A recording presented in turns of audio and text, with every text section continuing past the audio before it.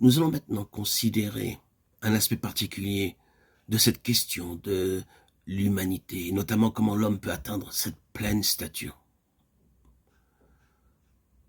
Nous commencerons par quelques mots concernant la création de l'homme, dans laquelle, par l'incarnation de Christ, sont destinées à s'exprimer toutes les réalités et les merveilleuses pensées de Dieu.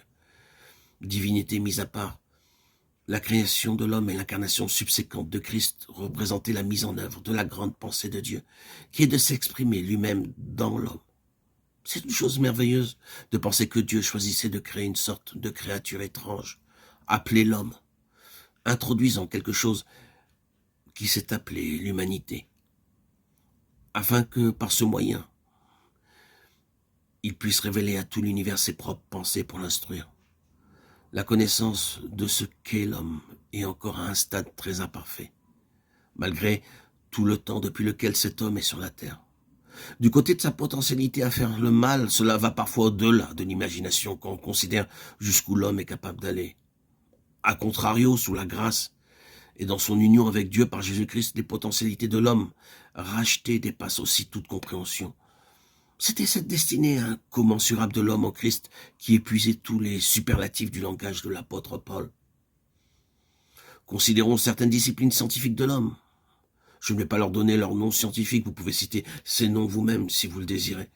Mais ici, citons seulement 5 aspects dans le domaine des sciences de l'homme. Il y a premièrement ce qui traite des fonctions et des phénomènes liés à son être physique, la chose avec laquelle les médecins et les chirurgiens du monde entier sont confrontés. Après tous ces siècles d'existence de l'homme sur la Terre, ils découvrent qu'il y a encore de nouvelles et complexes complications en profondeur et des difficultés qui vont bien au-delà de leurs possibilités. De nouveaux faits surviennent toujours dans le corps physique, causant un souci considérable et augmentant leur perplexité, même pour ceux qui connaissent bien le sujet. Comme certains disent, avec toute cette connaissance, ils doivent bien le connaître, le sujet.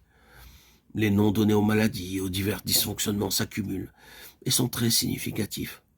Dans le domaine du corps humain, il y a encore après tout ce temps, malgré toutes ces études, les recherches et la connaissance, une profondeur insoupçonnable. Cela va bien au-delà de la capacité des experts. Ils sont ainsi souvent arrêtés, perdus face à un problème.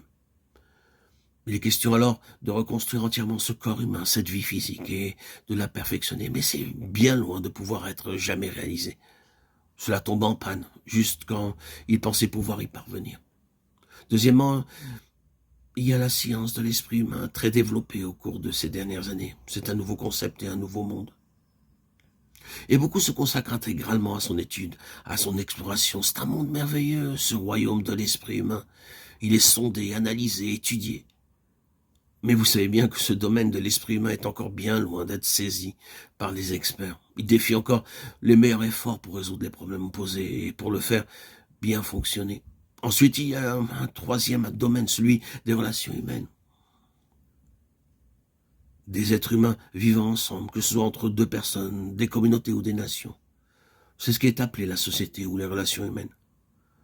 C'est encore un département d'études et d'enquête qui requiert un dur labeur, à plein temps, des vies entières occupées et un nombre considérable de gens.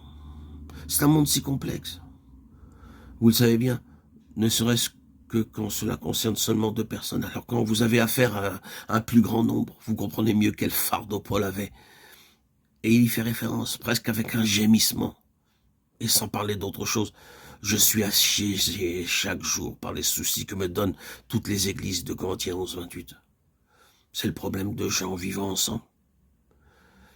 Et comme je l'ai dit, quand vous transposez au niveau des nations, le problème des relations humaines, c'est une chose colossale, colossale. Cela a usé beaucoup de nos plus grands hommes d'État en essayant de résoudre ce problème pour obtenir des gens et des nations des progrès dans le domaine de l'amitié et des bonnes relations. Il y a d'autre part cette science qui traite des races humaines. Non seulement des peuples, mais des races. Nous ne pourrons pas le considérer maintenant, mais vous savez combien de temps et d'argent ont été consacrés pour tenter de parvenir à constituer une race différente pour résoudre les problèmes humains.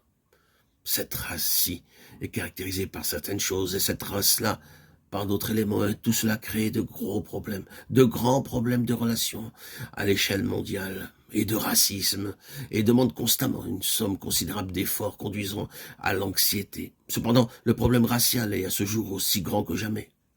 Un regard sur certaines parties du monde démontre que le problème racial dépasse l'homme. Enfin, il y a ce domaine qui est encore une science à part entière et qui traite de la nature humaine et particulièrement du péché ou du mal dans la nature humaine. Ah bien, cela a occupé l'homme depuis le commencement. Ce péché dans la nature humaine, ce mal, cette nature humaine méchante. Quel monde, quel océan, quel abîme.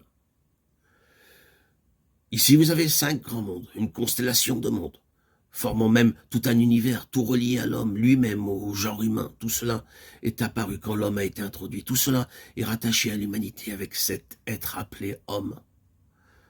Combien vaste est ce domaine de l'homme. Mais il est bien loin d'être pleinement exploré. Maintenant, pourquoi tout cela? Ce n'est pas seulement un sujet digne d'intérêt, une simple pensée introduite sans plus. Cela conduit à quelque chose. Christ est l'incarnation de tout cela dans une nouvelle humanité, introduisant une humanité voulue par Dieu. Et sa venue est aussi en rapport avec ces 5 domaines appartenant à l'humanité. Tout ce problème de la vie physique de l'homme va être résolu dans l'humanité de Jésus-Christ. Lorsque ce corps corruptible aura revêtu l'incorruptibilité et que ce corps mortel aura revêtu l'immortalité. 1 Corinthiens 15, 54. Quand ce corps de notre corruption aura été rendu conforme à son corps de gloire. Philippiens 3, 21. Tout ce problème du monde physique de l'homme sera enfin résolu.